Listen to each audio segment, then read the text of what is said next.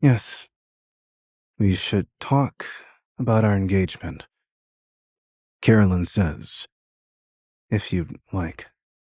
She sits back. I would, Andrew says. This has been a wonderful night. I try my best. Andrew twists the ring on his finger. I can't help but feel that we aren't right for each other. Carolyn's eyes widen. Whatever do you mean? Just that, well, you're an heiress. You have more money and power than I could ever dream of. I'm just some guy. I don't have nearly as much to offer. It's not about the money, Carolyn soothes. It's not because of the power either. These rings, show there's a deeper connection than anything I've ever seen before. I'm willing to try if you are. She covers her hands with her own. I'll give you whatever space you need, but this is really something special. I can feel it.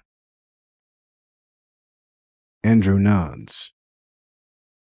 I think I need to think about this. All the magic stuff, this ring, it's a lot for me to take in. Carolyn nods. I'll see you soon then. Hugh can show you out. Andrew walks to the front door of his house. His phone rings. An unfamiliar number is contacting him. Hello? Andrew, where the hell are you? Flynn? No way, I'm not giving him anything.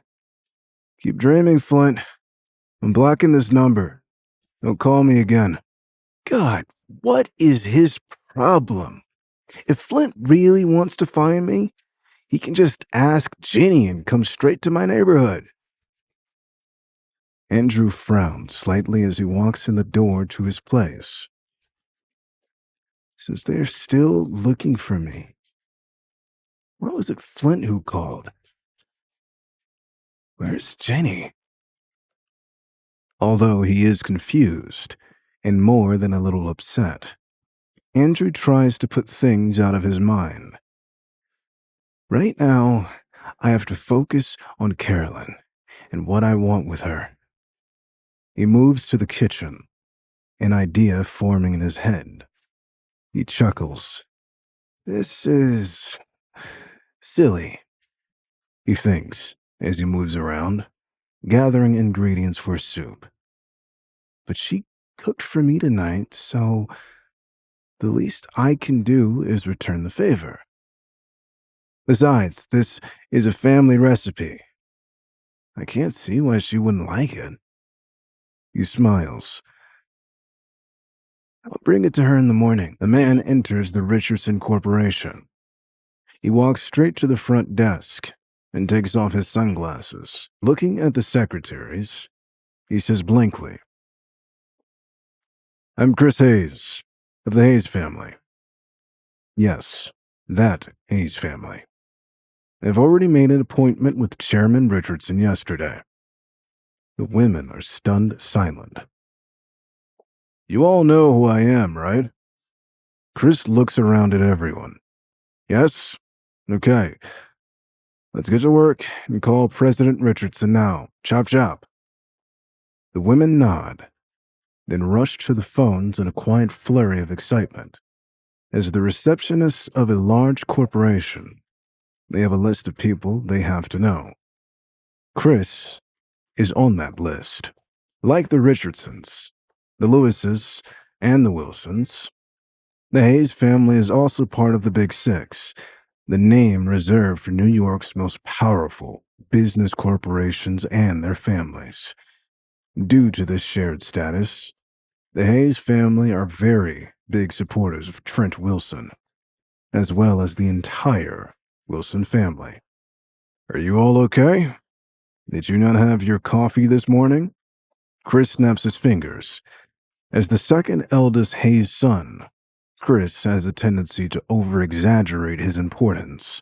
The girl closest to him jumps in fear and speaks into the phone. President Richardson, Chris Hayes of the Hayes family, says that he has an appointment with you. The receptionist is careful to emphasize his full name. Chris stands in front of the desk, drumming his hands on the top. Mr. Hayes, Miss Richardson says you can go up. Great. Chris walks straight to the elevator. Chris waits at the door. Come in? Carolyn says calmly.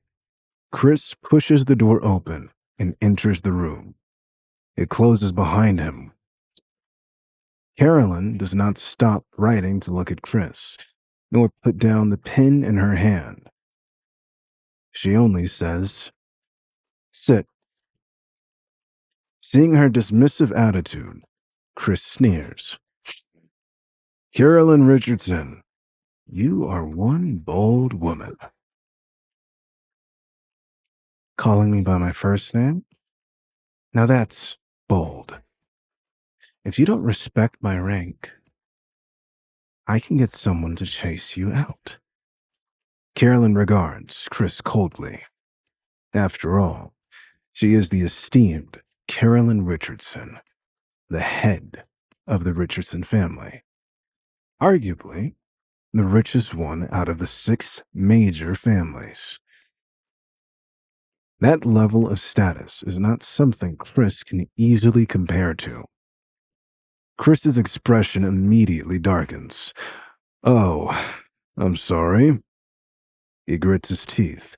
My sincerest apologies. No, I'm cut from the same cloth as your father.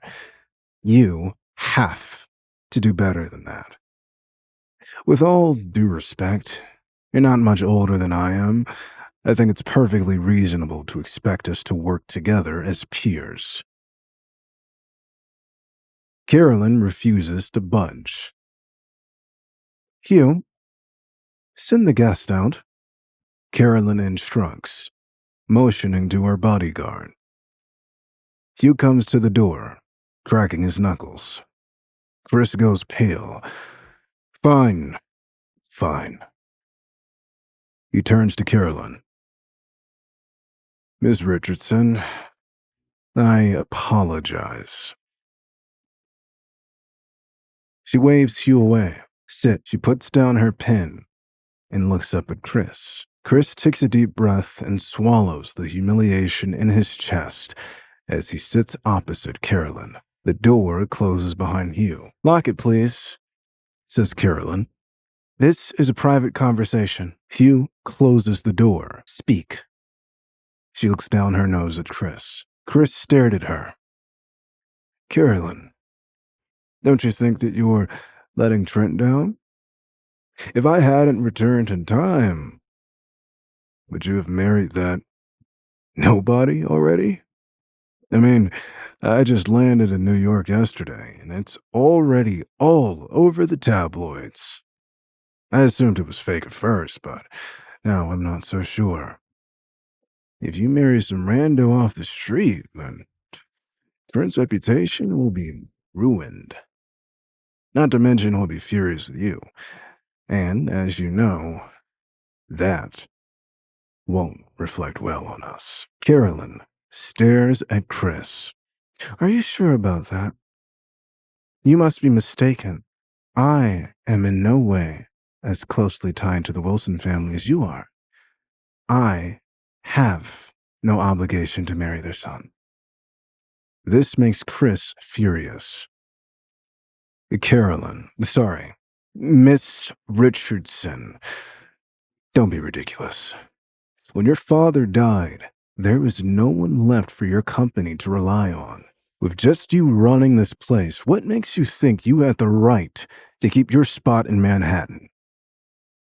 Didn't you have to rely on the support of the Hayes and Trent to do that? Support? Do you really think I didn't know anything about the Jaegers last year? How they cheated our family? And how the Hayes were behind it?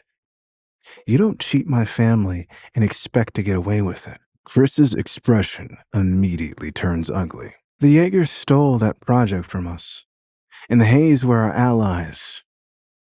How else could the Jaegers have intercepted that project if not from getting information from the inside? But Chris's confidence falters. But in these 10 years, the Hayes family has helped you so much. Trent has helped you so much. Do you really want to say that's all been a lie? How funny. The corners of Carolyn's lips curl up into a cold smile. What exactly has the Hayes family helped me with? The business world is all about benefits. Think of it like a starving man at a feast. It's all about getting a slice of that pie. You do whatever you have to get fed. And if you don't eat, you die.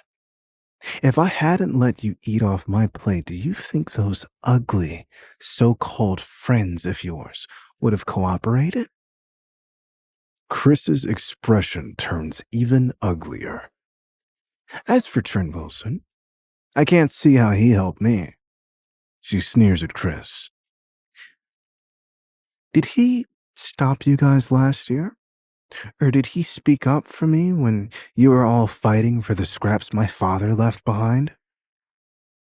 Chris stares at Carolyn, having nothing to say. When Carolyn's father had passed away, the rest of the Big Six fought to divide the Richardson Corporation's power. At that time, Trent Wilson had not chosen to stand on Carolyn's side and fight with her. He didn't participate at all. Instead, he had gone overseas. But even after Trent had achieved so much, he always found a way to give the Richardson Corporation. Carolyn interrupts Chris and sneers, her eyes full of disdain. Chris, do you think I don't know what happened last year? Chris's mouth closes with a snap. It's fine if the Hayes family are Trent Wilson's lackeys. Carolyn continues calmly. But don't expect to drag me down. I'm not interested in leaving the table. Chris looks as if he had just watched Carolyn kick his puppy. He looks utterly beaten down. The Hayes family had recently announced to the public that they had intended to work with the Wilsons as collaborators. But with Trent's meteoric rise in power and influence, the news ran with the story that his family were working for Trent, not with him. We're not lackeys. You should see what some magazines are saying. Some people are expressing jealousy that we struck a deal with him so fast. He sits back, some of his confidence returning. Only you would believe something so instantly incriminating, Carolyn. Must be a habit, since you're used to your dirty laundry being aired out every week. Carolyn grits her teeth. You will address me with respect, Chris. Don't think you can treat me like that. Just because you're a son of the Big Six doesn't mean you're above consequences. Let's leave it to a woman to make things complicated. You know, the only reason I had to come here was to grovel. My family needs as much power behind us as we can get in the wake of this whole Trent thing. If I don't do this, then we won't be enough to incentivize the collaboration with the Wilsons. So, you are asking for a favor. I was wondering when you'd cut this and tell me the truth. Yeah, listen. I was hoping you'd be engaged to Trent because it would make us look better. If you're with him and I convince you to work with us, we could tell Trent we were friendly with his fiancée. A big, happy three-family merger. Everyone wins, gets the pie, whatever you said earlier. He looks up at her from his seat. What do you say? Carolyn snaps her fingers. Chris jumps in shock as a blade is pressed against his neck. The steel is cold. Far too cold to be anything normal. Who is this? Where did this come from? Is this a threat? Don't move. Carolyn points at the woman standing beside Chris. If he keeps pushing that deal. She purses her lips, staring at Chris. You still want my answer? No, Miss Richardson. She nods to the woman. Take him out of here. Don't waste my time. Yes, my lady. The woman nods and pushes Chris forward in his chair, wrestling him to a standing position. As they walk to the door, Hugh enters the room, smiling warmly. Mr. Hayes, this way. The elevator is occupied at the moment. Follow me to the stairs. There is a coldness in his eyes, telling Chris that this was not a request. It was an order. Chris does not struggle as he's led out of the room. We'll talk again, Carolyn. He spits. I'll make sure of that. Carolyn sighs as his footsteps fade. The woman returns to the room, brushing off her hands. Genevieve? Thank you, Carolyn says. Don't mention it, miss. The old woman touches her arm, sitting with her at the large office table. By the way, will it be your anniversary with Hugh soon? Carolyn suddenly remembers, desperate to change the subject. Oh, no. Miss Lawson laughs. We're too old for such celebrations. Nothing big. I just wanted to see when you'd like some time away. Miss, you're too kind. Really, it's all right. I'd rather help you grow your relationship with that Mason boy first. She smiles. Carolyn smiles. Ugh, don't tease me. I'm working on it. My lady, I've known you for a good many years now. You said it yourself when your father passed. We're as close as family. Me and Hugh both. She looks at Carolyn warmly. Let your godparents do something good for you, yes? As long as you like him, we'll be there to help. In whatever way you need. She winks, patting the silver pistol at her side. Thank you. Carolyn leans back. I have a feeling that might need to come in handy, the way things are going. Well, you just say the word. I'll be ready. As he walks down the stairs, Chris Hayes feels rage bubble in his chest. His anger rises with each and every step. He speaks to no one in particular, ignoring the heads that turn as he passes through the building. What kind of person denies my family like this? We're trying to make amends. We'll get the Jaegers on our side, and then she'll really see our mistakes. He perks up, an idea working its way through his head. Chris pulls out his cell phone and dials a number. His voice echoes through the corridor.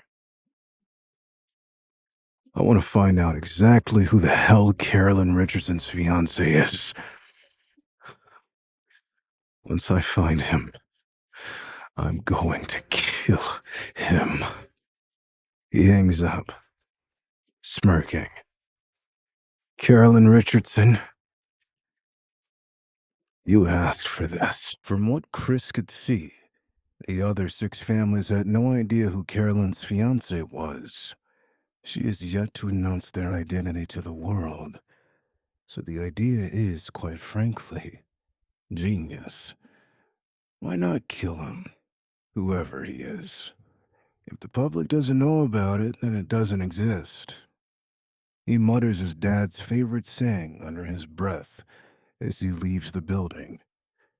His mind begins to race, thinking about the best way he could pull this off. I've got to be discreet, that's for sure. I know some guys, though. Real skilled people. This could all play out like one big accident.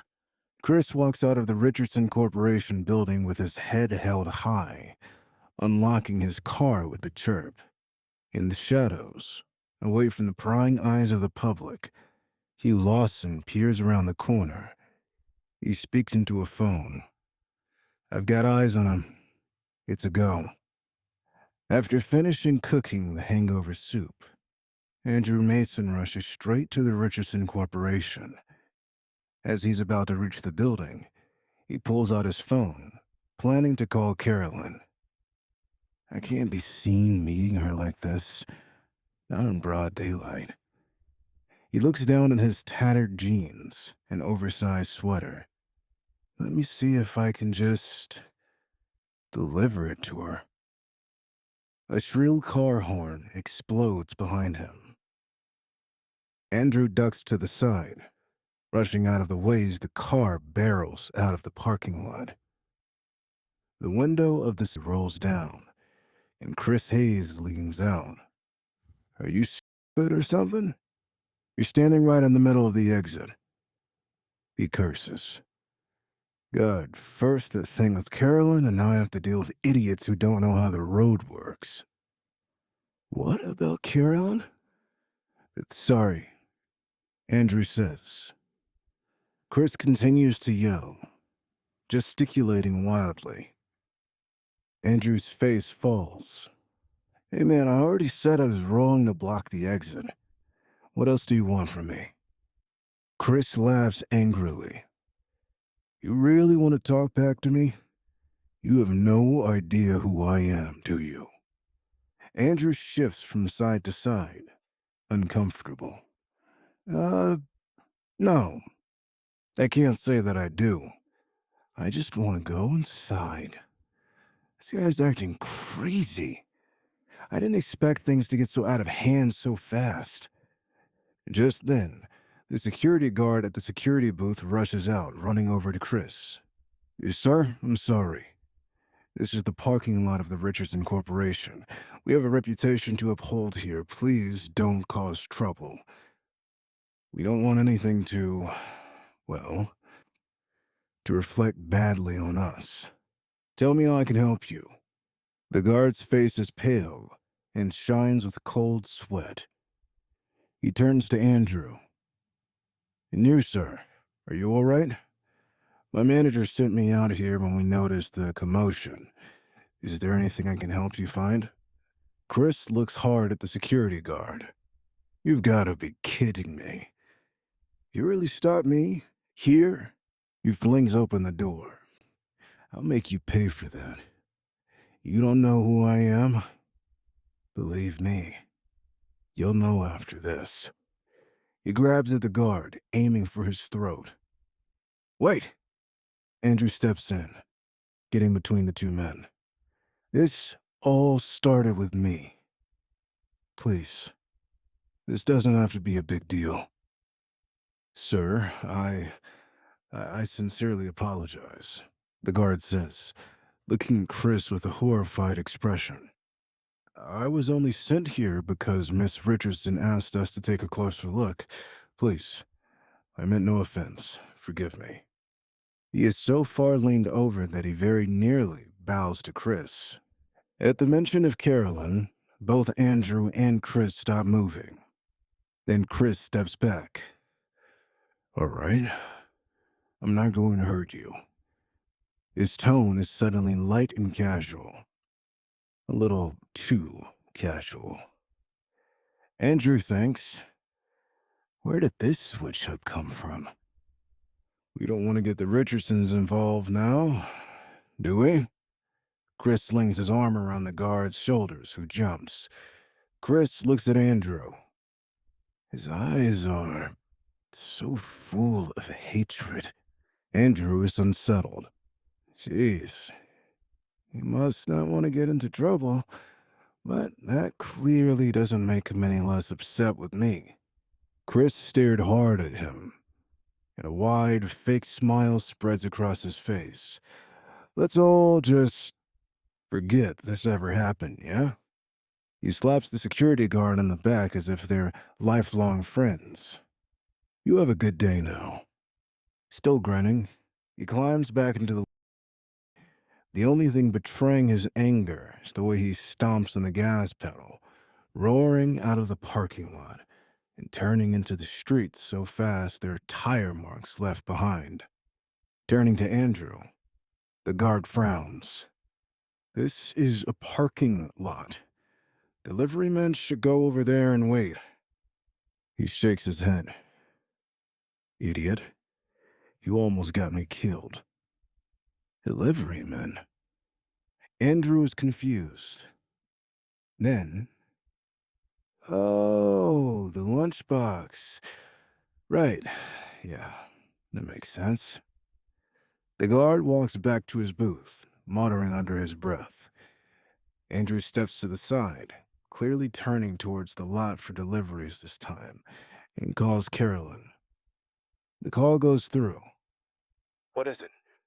Her voice comes from the other end. Andrew glances at the lunchbox in his hand. I've prepared a hangover soup for you. I'm downstairs. How can I get it to you? Downstairs? Outside, technically. I'm at your office building. She lowers her voice to a whisper. Andrew, you can't just show up here. You have to be careful. Someone could see you. Andrew chuckles.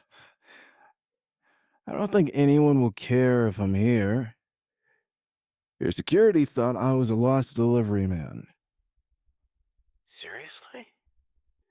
Yeah, you should have seen the whole thing. It would have been funny if it weren't quite so intimidating. It is Carolyn's turn to laugh. I'm sure it was. And hey, you don't have to worry about delivering me anything. I'm going out today, so I can pick it up from you before I leave. Are you sure? I don't know if it would be a good idea for us to be seen together. You really think so? Why is that? I don't know. If it's good to be hanging around someone not in your, your social groups, especially since people are speculating so much. I've read a lot of articles. I think you should stop worrying so much. If it makes you that anxious, though, I'll send Hugh down to get it for me. Sure. Andrew pauses, thinking. Did you call those guards down? What call? The guard that stopped that man. You said you had sent them down here. No, I never called him. I assumed he stopped you on his own. Is that a problem? No, just strange, that's all. Andrew changes the subject. I'll wait here for Hugh. Carolyn doesn't press any further. Okay. Andrew hangs up the phone, walking around for the main entrance of the building. After a few minutes, a group of delivery men and paparazzi begin to gather together in a group. Are they waiting for something? Probably Carolyn. She said she'd be going out. I didn't think it would be so soon, though. But this is good. Then I can get out of here. The group emerges from the building. The cameras flash and click wildly. Carolyn is dressed in a form-fitting red dress, her hair carefully curled and arranged in an updo. Two people dressed in white flank her on either side. The one nearest to the cameras holds an umbrella up, both protecting Carolyn from the rain, and giving her some privacy. "Miss Richardson, over here," the paparazzi yells. Two men rush up with a clipboard and a pen. "Miss Richardson, time for these packages?" Passers-by begin to stop and stare, drawn in by the commotion. The other person in white frowns, calling to the crowd. "Miss Richardson has to leave for a business meeting. She'll be gone most of the day, but we can talk about things in the evening." She turns to Carolyn. "Miss Richardson, the car is pulling around now. Just wait a moment." "It's okay." Carolyn waves her hand. Seeing this scene, Andrew is left staring in awe. She doesn't have to do anything, but she's clearly the most beautiful person in the whole city. He smiles bitterly. "I'm nothing compared to these people. She deserves someone who can really keep up with this kind of lifestyle, the way Jenny wanted me to. What am I still doing here?" He turns to go, but then Carolyn sweeps by the edge of the ring of reporters. Andrew's heart skips a beat. Is she going to say something? Do anything? Some kind of signal only for the two of us? But Carolyn keeps walking, not even looking over to acknowledge Andrew. He sighs. "Right. Maybe I got my hopes up when we had dinner together last night. I should have known it wouldn't last. Hell, isn't this what I wanted? Didn't I ask to get out of this?" The voices of the reporters fill Andrew's ears as he walks away. Everyone said that Carolyn would be gorgeous, but now, damn, she really lives up to her reputation. I think she looks better in photos, if you ask me. Whatever person marries her is one lucky. I'm in no mood to hear this stuff. I just want to go home. His phone vibrates. An unknown number. Carolyn? "Mr. Mason, please go to the corner nearest your location and bring me what you want to give to Miss Richardson." Hugh? What else was I expecting? Carrying the soup, Andrew walks to the nearest corner. "Sorry to trouble you, Hugh. This is some soup for Carolyn." "No trouble at all. Thanks." Hugh turns to leave. "By the way, sorry, did you make the call about what happened in the parking lot just now?" Carolyn says it wasn't her, but the guard said he was called over by someone. "It was me. The miss let me follow Mr. Hayes out." "Ah." Andrew nods. Thank you. Again, sorry for the trouble." Andrew feels a pain shoot through him. "I had hoped it was Caroline. Maybe that she'd seen I was in danger and could use a hand." "Mr. Mason," Hugh calls. "Yes?" "That ring on your finger. Where'd you get it?" "This?" Andrew raises a hand, pointing to the simple silver band. Uh, I found it one night at a Goodwill. Thought it looked nice." Hugh nods. All right then. You have a good one." What was that about? Andrew walks away, confused. Hugh puts his phone to his ear. "You got a photo?" "Yeah, of the ring. Miss Richardson's father had one just like it." "Yeah, I know. Keep an eye on it, will you?" Andrew was in a daze on the way back home. I can't stop thinking about how she just looked right past me. It was like I didn't exist to her. Andrew sighs at the thought. "Don't think too much about it," he mutters. Carolyn didn't care about him. She would be able to get rid of him whenever she wanted. No reason to continue with getting engaged now. He still couldn't shake the feeling of disappointment. His phone suddenly vibrates again. A text? Another unknown number. "Andrew, I'll be waiting for you at the Leaning Spoon Bistro. I suggest you come immediately. If you don't, I'll track you down Don't forget, I know where you live. My sister deserves that house. Andrew rolls his eyes. Of course, even after I blocked his number, Flint still found a way to contact me. Andrew's face darkens. Guess I'm going to dinner. The Leaning Spoon wasn't too far from his neighborhood. Flint probably found this place through Jenny. No, that can't be it. He wouldn't choose a place nearby just because I live in the area. Or likely, he just staked out a spot near the subway and waited to see where I'd go. It's the middle of the day, right after the lunch rush, so the business is starting to slow down. Scanning the rows of empty tables and booths, Andrew's eyes soon land on Flint and Sarah Cooper. Okay, let's make this quick. Not bothering to sit, he leans against the back of a chair. What do you want? Both Flint's and Sarah's faces darkened. You're not even going to sit? What? You don't want to give us common courtesy? Not particularly. I'm not here to start a fight. I just want you to say your piece so you'll let me leave. Flint rolls his eyes. The waiters are staring. Just sit. Don't be rude. Andrew does. Shouldn't someone like me not even be seen with you? Why'd you want to meet here anyway? Ignoring him, Flint changes topics. Oh, cut to the chase. I want my money back. What money? Don't play dumb.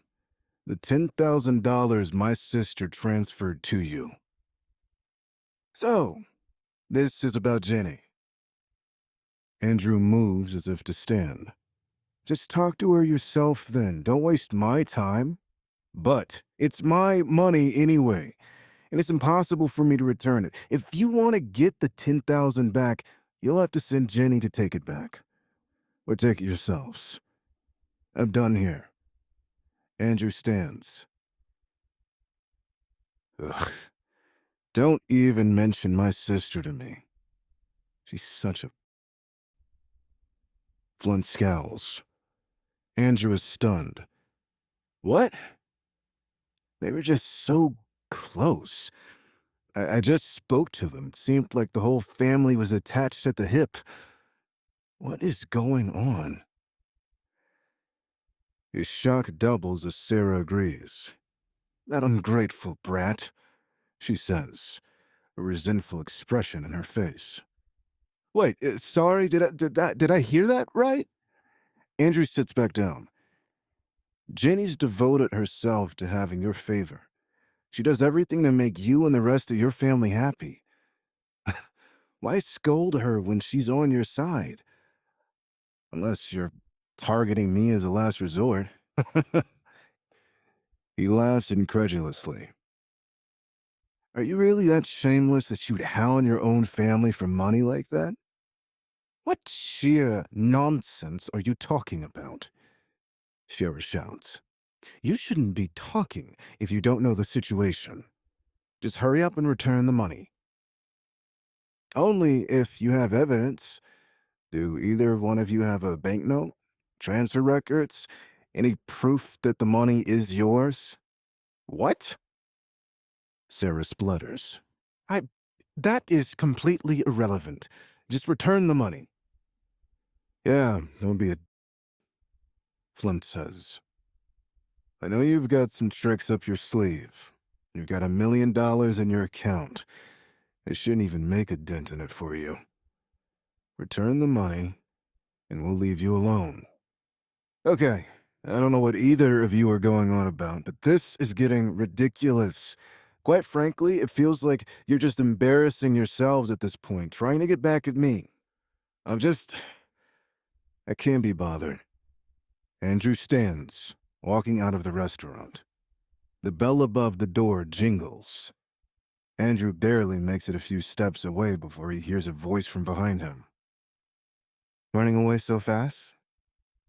Why are you in such a hurry? What? Andrew turns around. Jenny stands in front of him. She waves to her mom and brother through the front window of the restaurant. Jenny? What are you doing here? None of your business.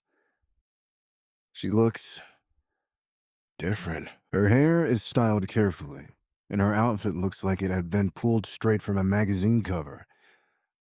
Must be an effort to rebrand as someone more high class, Andrew thinks. Yeah, I'm not buying that you just happen to be here. You're all clearly organizing something, so what is it you want to do? Andrew looks up at her. I'm not surprised that she would show up here. After all, she was the one who had been behind the whole intervention. What's surprising is that not only would she let her parents insult her, she would continue to work with them after the fact. What do I want? Jenny's lips curl into a cold smile. I want you to die. Andrew is flabbergasted. I beg your pardon? Jenny smirks. Then beg. Andrew throws up his hands in frustration. Okay, I'm not standing around if you're just going to insult me. I'd hoped for a civil conversation, but I see that's not going to happen with any of you. Honestly, Andrew, it would be better if you just left. Jenny continues as if she had not heard him. Just keep walking, Andrew tells himself. I can't even be bothered with her. Don't think you can keep winning just because you won once, Jenny calls out. Andrew hears the click of her high heels as she walks to catch up to him. As she walks to Andrew's side, her tone turns vicious. Andrew, let me tell you something. No matter how powerful your supporters are, I can still get you this time. And I will get you. Don't think I won't. Supporters? What supporters? You mean my parents? Don't tell me you're still harping on the whole Andrew was raised poor thing. This is getting old. Andrew snaps. You want to hurt me? Get better insults. What other supporters do I have? Wait. Andrew's heart skips a beat, and his eyes flash with fear. Could Jenny be referring to Carolyn? You don't have to pretend, Jenny sneers in disdain. Everyone else thinks you're kidding or making up the whole engagement thing for attention, but I know better. Somehow, you've scored that. And you're using her to make my life hell. Don't deny it. I know you are, Andrew. Do you think you can hide it from me? Let me tell you, no matter how powerful the person behind you is, she isn't stronger than the Yeager family. Just you wait. I'll serve you up double the humiliation you've given me. She's really gone off the deep end. Does she have nothing else better to do? Andrew, well, he almost felt bad for her. This was getting kind of sad. Regardless, he did not take Jenny's words seriously, and only heaved a sigh of relief. Even with all of her threats, it seems like Jenny doesn't know the full extent of Carolyn and the Richardson family's power. Otherwise, she would have realized that there is someone stronger than the Yeagers, and that Andrew is engaged to her. He smirks, holding the secret close to his chest. That's fine. I'll be sure to wait for that, double serving of humiliation. He walks on. Wait! Flint bursts through the door of the restaurant, running out to the street. Sarah's close behind. Jenny calls out to him, confused. Flint, what are you doing? Stay in the restaurant with Mom. We have to talk strategy. She huffs. Not that Mom would listen to me, but maybe with you there. Andrew stops in his tracks. Did something happen between Jenny and her mother, too? She would never have said that to Flint before. Flint widens his eyes in anger. Jenny, you've got a death wish if you think Mom is going to deal with you again. She pretty much said that you're dead to her. Jenny gasps. Andrew watches in shock as she launches herself at her brother, hitting and slapping every inch of his body she could reach. Ow, ow, oh, hey, stop. I just told you what Mom said to me. I don't think that's what's true. Liar. You're siding with Mom over this, and you know it. You just want to go away and go to college using my money to pay for it. Sarah steps forward, trying to pull her children apart. Jenny, take your hands off of your brother. What are you doing? This is incredibly unladylike. Flint howls in pain. Mom, she's killing me. Andrew bites back a laugh. My God, they're really still like little kids. Sarah raised her voice. Jenny, you ungrateful daughter. What are you doing? This is your brother. I don't care. If he tries to hit me again, I'll go right to Charlie. See how you like it, having to answer to someone rich and famous. Charlie, Sarah says. Yeah. Jenny blushes, embarrassed. Charles Yeager. Both Flint and Sarah freeze on the spot, not daring to step forward. As Jenny sees this, a smug expression appears on her face, which immediately turns into arrogance. Wow, look at you two. I can't believe that's all it takes to shut you up. She crosses her arms. You both know we only got the money we did because of the house Dad left behind before he passed away. I gave Flint everything he has, and that's why he keeps expecting me to provide for him. That's just not going to happen anymore. I've got some very powerful names in my back pocket. You talk about me again, he'll face the consequences. Flint mocks her. Face the consequences? How powerful do you think you are? Didn't Charles Yeager only take you out for one date? Besides, anyone with eyes knows that he likes to see you are nothing special to him. He just wants one thing from you. We all know that. Stop fooling yourself into thinking anything different. So be it then. Flint and Sarah are stunned silent. Their expressions turn even uglier.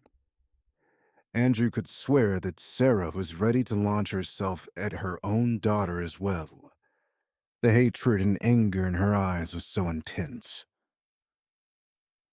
We could have had a share of the loot. As your family, we're entitled to it. Ah, so Charles Yeager has taken an interest in Jenny. Andrew shakes his head, amused. This is going to be interesting. Flint seems to have thought of something. He suddenly looks very smug. Jenny, aren't you thinking a little ahead? 9 months ahead, maybe? Jenny blanches. What are you trying to say? Your pregnancy's has to still at home. If Mr. Yeager finds out that you're pregnant with James's child, I think you should think about the consequences. You might have much less power than you think. James's child? Andrew is shocked. If this gets to the Yeagers, then Jenny will be in big trouble for sure. What does it matter that I'm pregnant? And so what if it's with James? That doesn't change anything. Jenny sounds desperate. Flint chuckles. Charlie only wants from you. If you can't have that, he'll drop you. You'll lose your money and your reputation in one fell swoop. I'd watch your words if I were you. You need us. Don't think that you can make it alone. Listening to her son speak, Sarah's entire face changes. She lights up as if it was her birthday and Christmas morning all at once. This is her chance to get her daughter back under her control. Walking to Jenny, she sticks her hand out to shake. $100,000. We won't say anything. She looks at Jenny. You pay us. We'll keep quiet. You can social climb all you want. And we won't stop you. And you will have such a long way to climb. You should really consider my offer. It's just a couple 100,000. No big deal, really. You can get it from your side guy or your baby daddy, whichever you prefer. Flint says while Sarah turns back to Jenny. Andrew won't cooperate, so we are forced to come to you, Sarah says. She leans over to Flint. This should up the pressure, she whispers. We have her just where we want her. We'll be rich, one way or another, soon enough. Do you think I didn't see all this coming? Jenny reveals. What? Flint and Sarah look at her, stunned. When you called me to ask where Andrew lived, I knew that you had been snooping around. You were still looking for money from him in whatever way you could find, especially since we broke off the engagement. I know you were going to force some kind of fee on him. I've lived with you my entire life. Jenny sneers. I know what you're like. You deplete one source of money, you go to the other. No luck with Andrew? Just come over to me. I've helped you before. Why on earth wouldn't I keep doing it? Not like I've ever had my own life to support. She laughs, tears welling in her eyes. I dealt with the wedding finances myself. I never told you, but there you have it. You get nothing back. It's been taken care of. So you can stop it or change it around. It's done. You, how could you? Sarah yells. Also, there's no need for you to worry about the baby. I already had an abortion yesterday. Jenny mocks Flynn. Have either of you considered that maybe I don't care? I'm having fun. I'm doing what I want. I'm trying to figure out how to move on after you both canceled my engagement and decided who is and isn't good for me. I loved Andrew. Now I love James. We're not trying to get married anytime soon, so who really cares what I do? Quinn was right. I do too much for both of you. I'm done. Sarah and Flint stand in the middle of the street, frozen. And Jenny walks past Andrew, who is equally in shock. She pauses for a moment and whispers into his ear. We'll settle our scores on our own time. Trust me on this. You and I are far from over. I'm going to get my revenge, and I'm going to use the Jaegers to help me. If Charles wants to kill you, it'll be slow and painful. Andrew miraculously does not panic. He straightens up and meets Jenny's gaze. The Jaegers can crush me however they want. But let me remind you of something. Charles and James aren't going to support you like I did. They might have money, sure, but they won't love you. Not the way I did. I know James is always looking after the next young model, and from what I just heard, your Charlie is no better. I loved you. They can't give you that. Jenny's face is ashen. It is as if Andrew had stabbed her in the heart. It looks as if she is going to cry, but she composes herself. So what? Her face is steely. Love doesn't matter. I'd rather be with someone who wants me the way they're supposed to. I told you that's because I didn't. Yeah. You didn't want any accidents. You couldn't afford a kid. I remember the excuses, Andrew. It doesn't make me feel any better now than it did then. I'm glad we aren't together anymore. I used to be sad about it, you know?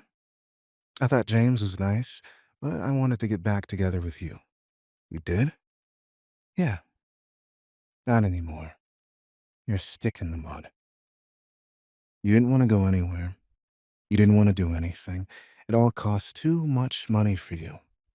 I offered to pay. I didn't want you to, but I could have. Jenny snaps. We could have made it work if I changed myself. If I set myself up for a life that I didn't want.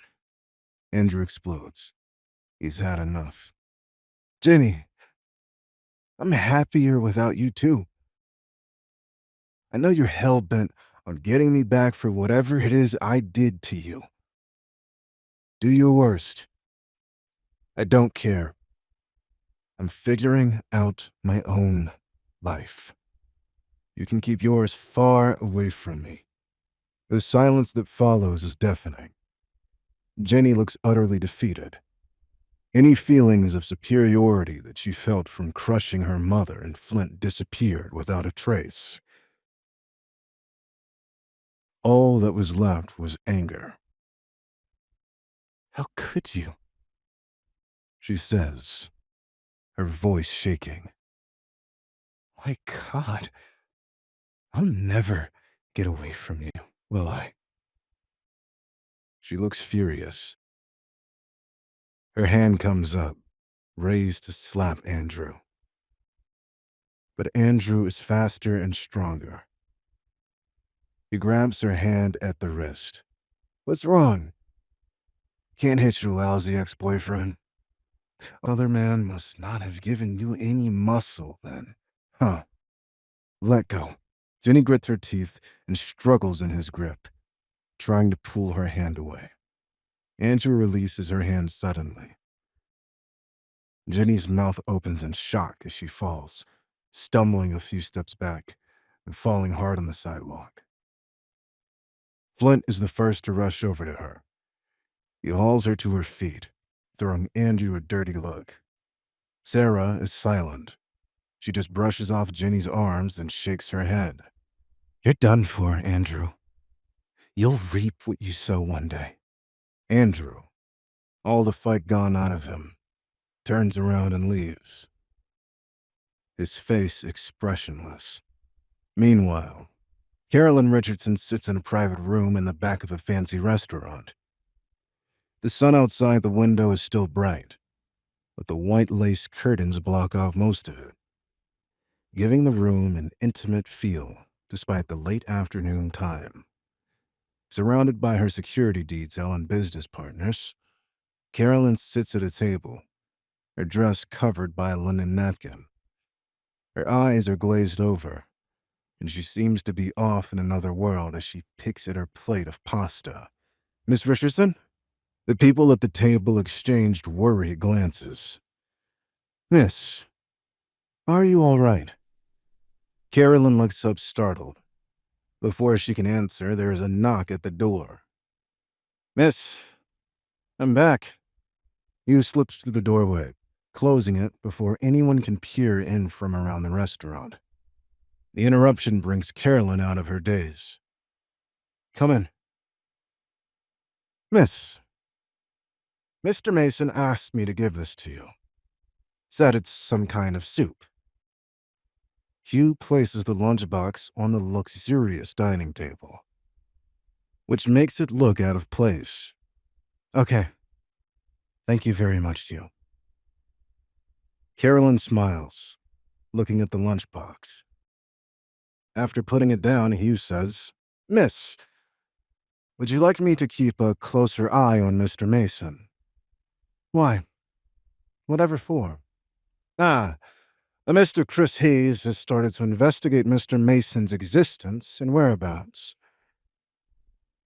If he finds out about the... Hugh looks at the table of people. The matter with his finances, I'm afraid it will be quite bad for Mr. Mason. Hugh gestures to Carolyn. Could you come with me, please? I'd like to discuss this in a more secluded area. Carolyn looks at her colleagues apologetically. I'm terribly sorry, but I have to follow. I'll return shortly. Please, make yourselves comfortable. Carolyn follows Hugh across the room, down into a hallway near the emergency exits. His voice is a low whisper. Miss, I apologize for disturbing the meeting, but I felt it important to make sure you know about this. Mr. Mason was seen wearing the ring your father wore when he was alive. He lied about where he got it, but it's likely that this Andrew Mason fellow will get recognized, although the chances of that happening right now are slim. Carolyn frowns, thinking. After a while, she shakes her head. There's no need for that for now. Based on my understanding of the Hayes, they probably won't waste their energy in keeping tabs on Andrew. If you start to offer him security, you do the opposite of what we want. You risk exposing his identity. If people know he's worth watching, it might put Andrew in more danger. She sighs, turning away. If Andrew was willing to appear openly, it would allow me to protect him better, but he doesn't want to cause a scene, and I can't say I blame him. If I could remain anonymous in life, I would. As it were, however, this puts me in a bit of a dilemma. However, she hesitates for a moment and says, You should follow Andrew in secret. You don't have to report back everything, just see if there is any danger. If there aren't any active threats to him, then don't worry. I just want you there to keep him safe in case anyone tries anything. Okay. Hugh nods. If I'm protecting Mr. Mason, then I have to shift the duty of your protection to Genevieve. Okay. Carolyn nods as well. Suddenly, Hugh's face shows hesitation. Carolyn notices. What's wrong, Hugh? It's just this instinct I have. A gut feeling. I don't know if I should say. I don't want to be wrong or influence you one way or another. Please, go ahead. It's about Mr. Mason. Hugh continues. But the restaurant chatter drowns out his words. After leaving the Leaning Spoon, Andrew returns to his place. He flops on the bed, oof, and rolls onto his back, staring at the ceiling and trying to empty his mind. So much had happened in such little time. Regardless of what Jenny said to him, her words didn't have much of an effect. I know I can't compete with James or any of the other Lewises, let alone the Yeagers. Rather than wallow in self-pity, Andrew felt the same desire to prove himself. After being hit at the intersection, Andrew had changed. Even if I have nothing, even if I can never defeat them, I'll still do my best to show them who I am. He lets his thoughts drift back to Carolyn and her indifferent gaze from the morning. I could ask her for help, but why bother? If she didn't look at me then, what reason would she have to see me now? Please subscribe to the Pocket FM YouTube channel and press the bell icon for instant notification. Check out our channel for more such exciting shows.